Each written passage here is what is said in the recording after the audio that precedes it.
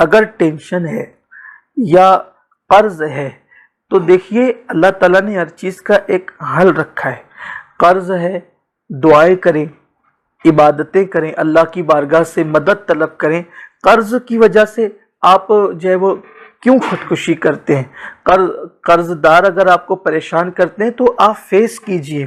بلکہ اگر اتنا قرض ہو گیا کہ ادائیگی کے لیے کوئی سامان نہیں ہے تو اسلام نے اس کے لیے زکوٰۃ کا نظام بھی رکھا ہے کہ آپ زکوٰۃ لے کر قرض ادا کر سکتے ہیں. کوشش کریں. بلکہ یہ بھی روایتوں میں آتا ہے کہ اگر کسی کا پہاڑوں کے برابر قرض ہو اور وہ بندہ بظاہر کوئی اسباب نہ ہو اور نیت کر لے کہ میں نے قرض ادا کرنا ہے تو اللہ اس کے لیے اسباب پیدا فرما دیتا ہے. اور بلکہ حدیث پاک میں آتا ہے کہ کوئی بندہ فجر کے بعد یا فجر کی سنت اور فرض کے درمیان 100 مرتبہ یہ تسبیح پڑھ لے، سبحان اللہ وبحمدہ سبحان اللہ العظیم وبحمدہ استغفر اللہ، تو اگر پہاڑوں جیسا اس پر قرض ہوگا تو اللہ اس کی ادائیگی کے لیے بھی اسباب پیدا فرما دے گا. ہم حرام کی طرف کیوں جاتے ہیں؟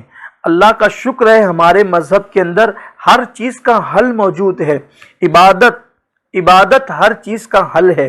اللہ سے مدد مانگیں، اس لیے کہ اگر آپ کو اللہ پر یقین نہیں ہے اور اللہ کے رسول پر آپ کو یقین نہیں ہے تو پھر آپ کا کلمہ پڑھنے کا فائدہ کیا ہے؟ اللہ پر، اس کے رسول پر یقین رکھیں. اللہ وہ ہے جس نے بھیک مانگنے والوں کو بادشاہ بنایا ہے.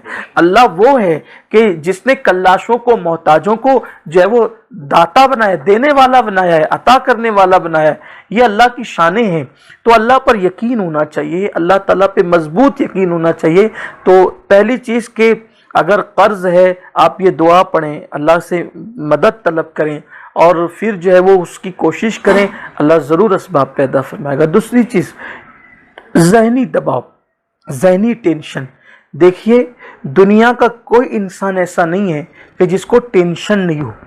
یہ اور بات ہے کہ جو دنیا کے دانا لوگ ہیں، ہوشیار لوگ، وہ ہزاروں ٹینشن میں رہنے کے باوجود بھی مسکراتے ہیں اور جینے کی کوشش کرتے ہیں. بلکہ یہ دنیا ٹینشن کا، مصیبتوں کا، بلاؤں کا گھر ہے.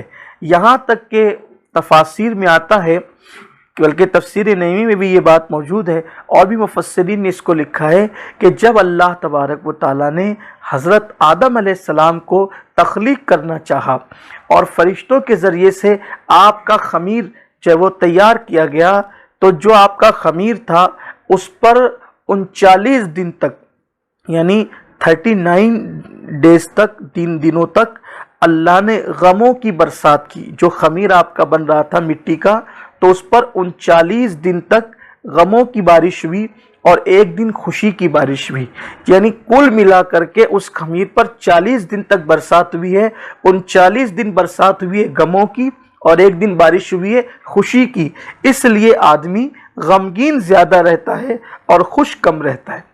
دنیا میں غمگین زیادہ رہتا ہے اور خوشی کبھی کبھی آتی ہے.